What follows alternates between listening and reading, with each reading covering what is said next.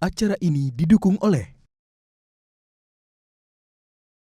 Kalaupun orang semakin tinggi pangkatnya, banyak tabungannya, tapi ternyata juga tidak pernah bersyukur, tidak mungkin bahagia. Bahkan dia akan semakin haus. Orang menggambarkan ibarat orang minum air laut, semakin diminum tidak akan puas-puasnya. Nah sekarang ini kita melihat banyak orang yang kaya tapi mengapa terjebak korupsi. Jangan tanya tabungannya banyak sekali. Mengapa masih korup? Ya karena hatinya miskin.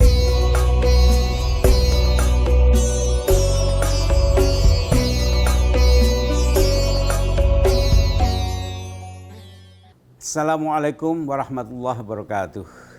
Para pemirsa, berjumpa lagi dengan saya Komarudin Hidayat dalam acara Ramadan.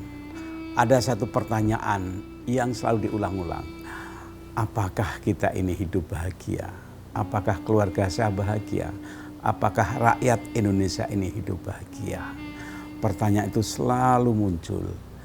Nah, bagaimana jawabnya? Kita memerlukan satu kerangka teori. Selama ini orang cenderung melihat kebahagiaan dari kekayaan materi. Semakin kaya, semakin banyak uangnya, semakin bahagia. Tapi ternyata riset menunjukkan bahwa tidak menjamin kekayaan materi itu berbahagia. Tidak menjamin pangkat yang gemerlap itu mengantarkan kebahagiaan. Oleh karena itu sekarang orang mulai cenderung menggunakan kebahagiaan dengan ukuran psikologis, yaitu well-being.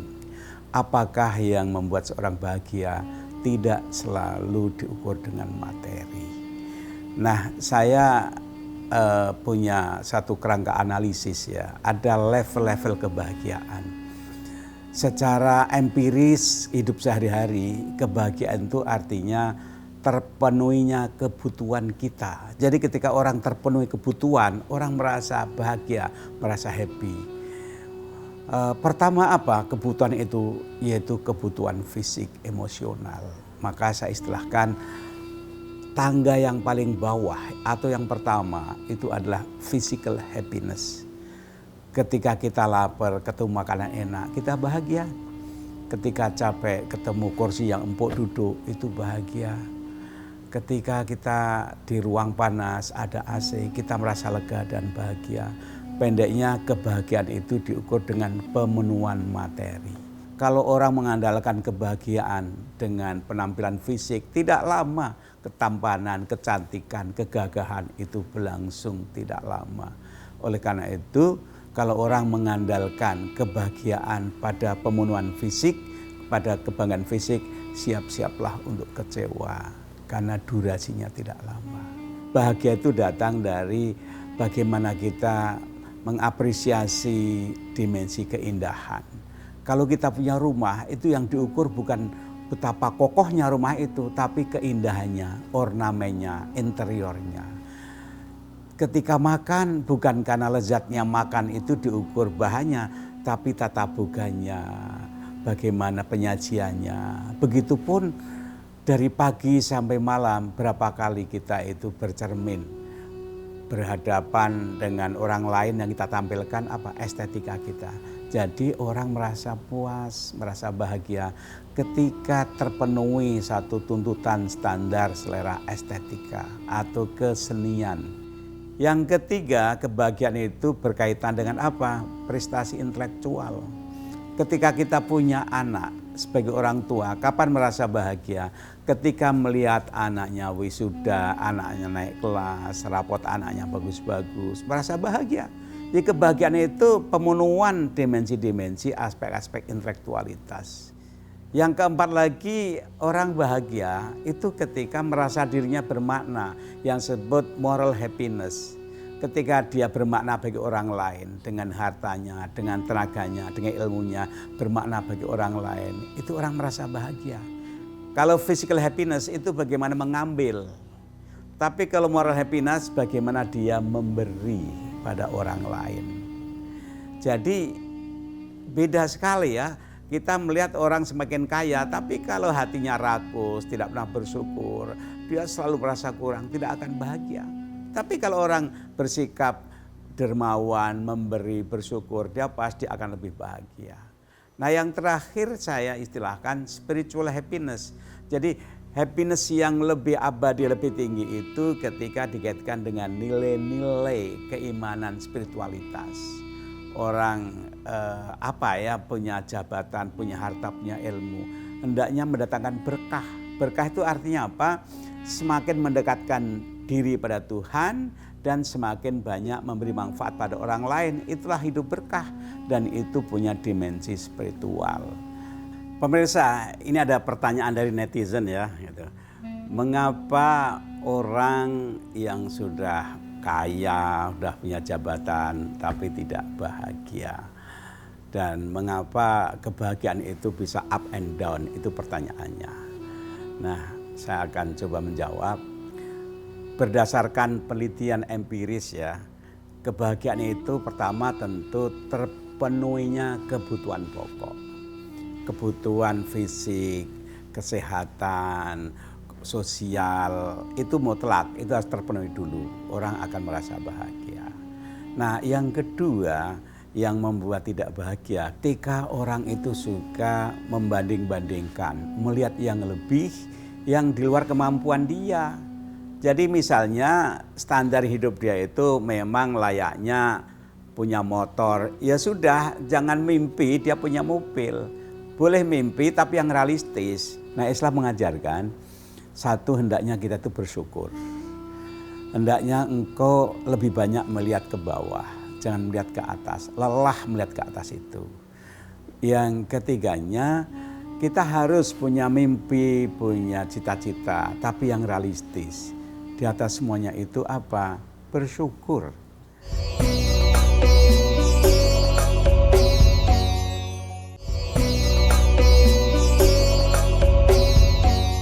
Pemirsa, kita teruskan bahasan kita tentang kebahagiaan.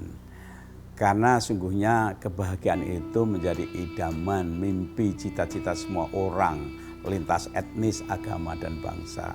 Dan ini dipengaruhi oleh filosofi hidup yang mereka pegang di samping kondisi yang objektif.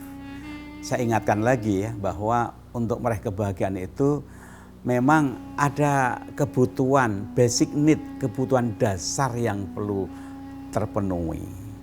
Misalnya kesehatan, pekerjaan, ekonomi, ya. Ini lingkungan sosial yang baik, itu kebutuhan dasar. Kalau itu saja terpenuhi, itu sungguhnya kita sudah memperoleh separuh lebih dari sebuah kebahagiaan, asal kita bisa mensyukuri. Nah, sekarang kira-kira apa tip dari ajaran Islam tentang kebahagiaan ini? Yang saya sampaikan tadi itu bersifat umum, walaupun sebagian juga saya ambil, saya sarikan dari ajaran-ajaran Islam, dari Al-Quran maupun hadis. Al-Quran mengatakan ya bahwa ketika kita sholat, itu bacaan pertama Alhamdulillah. Bahkan ketika sholat jenazah pun, bacaan pertama Al-Fatihah, pertama apa? Alhamdulillah. Artinya Allah mengajarkan untuk melihat, untuk menyadari betapa banyak anugerah Allah yang dilimpahkan pada diri kita. Karena rutin, karena sudah terbiasa, taken for granted, seringkali kita tidak menghayati. Sejak dari misalnya udara, air, kesehatan, keluar masuknya nafas, kita masih bisa melihat sekian banyak yang sungguhnya kita nikmati. Anugerah Tuhan itu banyak sekali. Kalau kita bisa mensyukuri, makanya pantas Allah mengingatkan Alhamdulillah, segala puji bagi Allah. Ini mendidik mindset kita agar kita positive thinking. Alhamdulillah. Kemudian yang kedua apa? Subhanallah. Ini wirid-wirid yang populer dalam Islam ya. Alhamdulillah, subhanallah. Maksudnya apa? Maha suci Allah. Kita itu sering berpikir negatif tentang kehidupan ini. Mengapa saya ya? Mengapa kok tidak orang lain? Mengapa saya? Kemudian banyak sekali berbagai peristiwa-peristiwa. Itu yang dilihat itu negatifnya. Nah, Islam mengajarkan hendaknya engkau berpikir positif. Yang kita lihat itu kebaikan Tuhan. Pasti ada blessing in disguise. Saya dalam hidup saya banyak ya, saya mengalami dulu saya kadang negatif. Tapi setelah berlalu saya merasakan, oh begini rupanya Allah mendidik saya. Itu salah satu pesan dari Subhanallah. Hendaknya kita berpikir positif. Ketika melihat orang, cobalah engkau lihat positifnya. Jangan kalau disebut nama orang langsung lihat negatifnya. Itu nanti akan melekat dalam diri kita. Kalau kacamata itu akan membuat titik yang negatif. Lihatlah positifnya.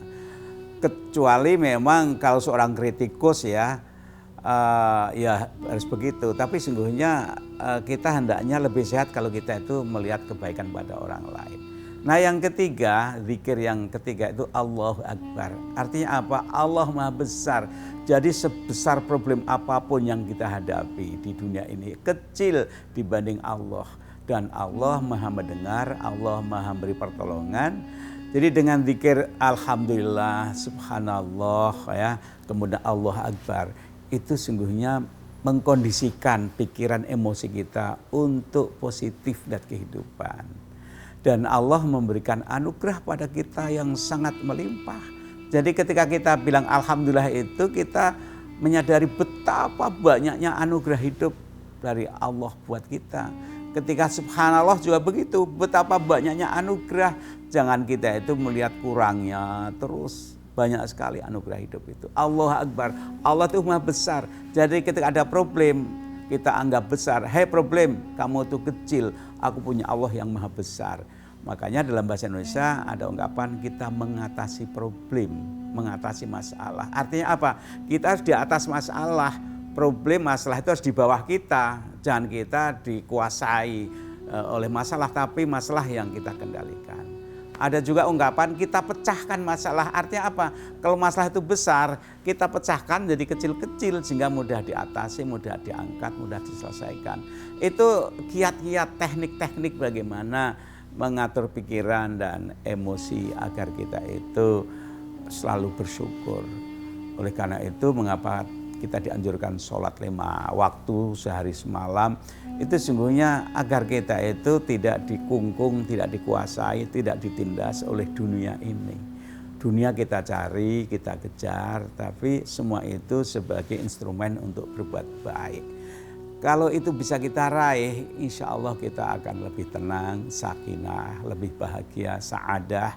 Dan insya Allah kita selalu akan merayakan tiap hari itu celebration. Bangun tidur itu sebuah celebration. Mau tidur kita serahkan diri kita pada Allah. Ketika ketemu orang kita berbagi bahagia, assalamualaikum. Jadi orang ketika mengucapkan salam itu sesungguhnya kan melimpahkan damai dalam dirinya. Kalau dalam dirinya tidak ada damai, ucapan salam itu nggak ada maknanya apa-apa. Sedemikian rupa ya kurikulum dari Allah itu buat kita agar kita bisa menjaga kebahagiaan itu. Baiklah pemirsa, sebelum saya akhiri nanti saya ingin melanjutkan sekilas memberikan tip-tip tentang kebahagiaan ini. Kita break dulu ya. Tapi sebelum itu ada sebuah tayangan yang semoga menarik bagi Anda semuanya.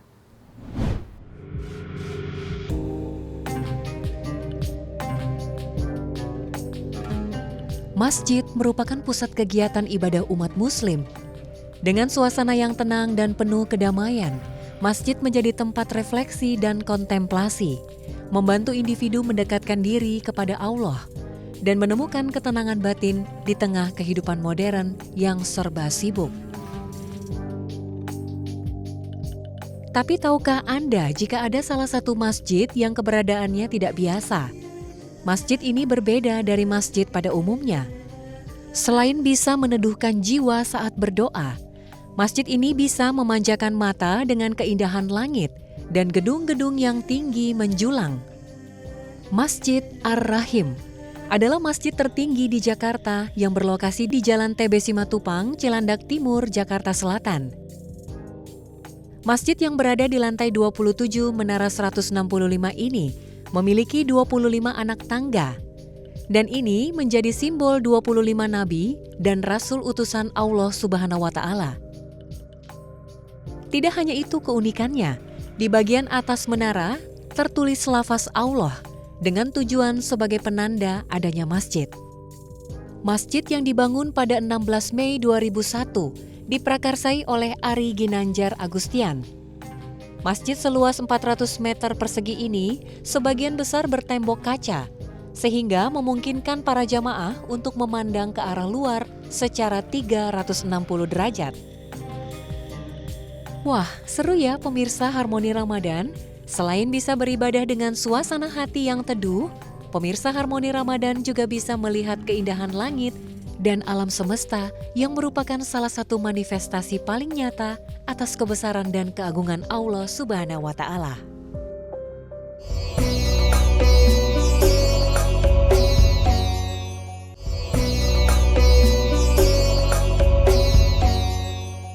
Pemirsa, ini ada pertanyaan ya.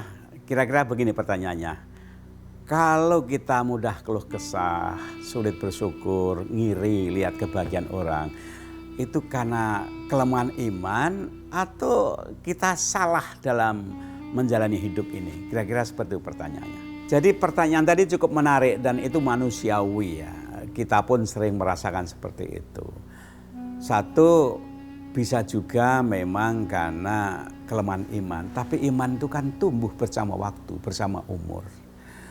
Iman di dalam ajaran Islam itu harus dikaitkan dengan perkembangan ilmu pengetahuan dan kepribadian. Iman tidak diperhadapkan dengan ilmu pengetahuan.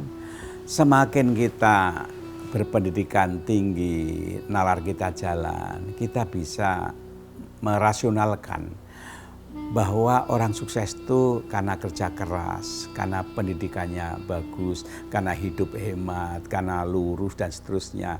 Nah, kalau itu yang dilakukan, itu yang terjadi, maka kemudian kita introspeksi. Apakah saya sudah kerja keras? Apakah saya juga punya pendidikan yang cukup? Apakah saya juga hidup hemat? Apakah saya juga selalu bersyukur? Nah, kalau tidak, jangan menyalahkan Tuhan. Pertama, salahkan diri sendiri. Dan Anda jangan kemudian ngumpat-umpat lihat orang lain bahagia. Orang lain bahagia itu menjadi stimulan, menjadi role model yang menarik untuk Anda tiru. Tapi dengan modal sebagaimana orang miliki. Kadang-kadang kita suka heran, kagum, tapi juga iri lihat orang yang sukses. Tapi kita tidak pernah melihat bagaimana perjalanan panjang yang mereka tempuh. Lihat aja misalnya para atlet-atlet yang kaya-kaya, terutama atlet luar negeri ya, itu kaya-kaya. Tapi ketika muda mereka itu kehilangan masa remajanya untuk foya-foya, untuk hura-hura kesana kemari. Karena mereka latihan kerja keras. Kita tahunya ketika sudah di akhir suksesnya, tapi kita tidak berempati, tidak memahami bagaimana deritanya dalam proses meraih sukses itu.